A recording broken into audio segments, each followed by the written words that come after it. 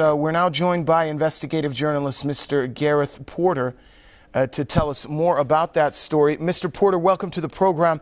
According to that very individual who I just mentioned, who spoke to us earlier here on Press TV, levels of uranium have been found in blood and urine tests taken away from Afghans. First of all, does this news come as a surprise to you?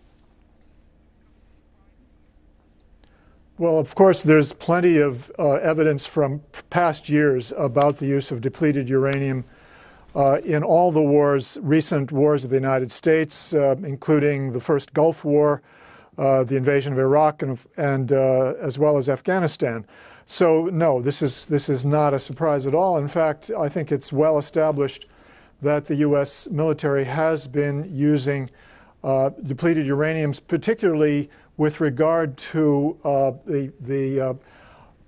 the bullets or ammunition that are used by the A-10 Warthog aircraft, and specifically to penetrate armor or any target that is conceived to be or imagined to be hard to penetrate. This is what depleted uranium shells are used for. That's what they're specialized for. They are the hardest substance that they've been able to find for penetrating armor. The question, of course, is why you would use it in Afghanistan, where the Taliban clearly have no tanks.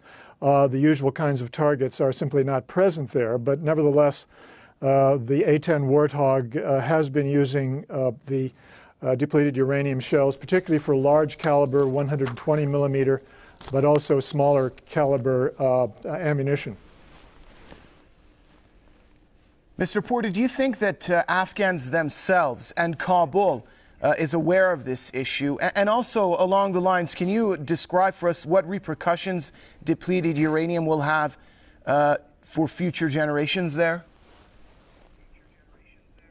Yes, what people need to understand is that depleted uranium shells are shells that are extremely they cause extreme heat in the course of being fired at the target and arriving at the target, and as a result the uranium burns up and it releases very tiny units of uranium into the atmosphere, and this is how human beings can ingest the uranium in very easily and cause, of course, toxic consequences for the human body, as well as certainly deformities in children born to families who are experienced or exposed to the depleted uranium.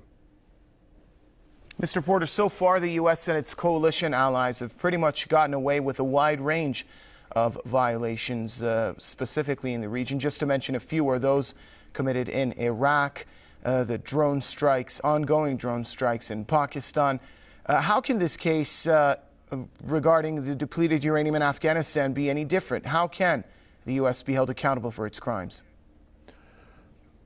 Well, you asked me a moment ago, are the people in Kabul, and particularly officials in Kabul, on the Afghanistan side, on the Afghan side, aware of this issue? And I think the answer is almost certainly only in the dimmest way are they aware of it.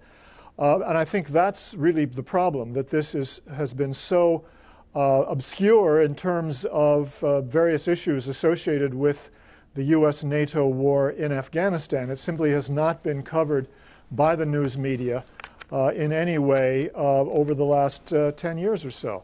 And, you have an international coalition to ban uranium weapons, which has been trying to, of course, raise this issue, but I think that they have not been successful in doing so. Although they report that the U.S. government now has said that it is going to try to find alternatives to uranium weapons for the future needs to penetrate armor. Partly, apparently, in response to environmental problems in the United States associated with both the manufacture of these weapons as well as the storage and disposal of the weapons. So it may well be that in the end it will be the consequences here at home of such toxic weapons that will cause the United States to make a change. This, of course, is the history of U.S. use of highly dangerous weapons, that they always cause damage to the population here at home as well as to those against whom they're used abroad. All right, many thanks. Investigative journalist Mr. Gareth Porter from Washington, thank you for your time.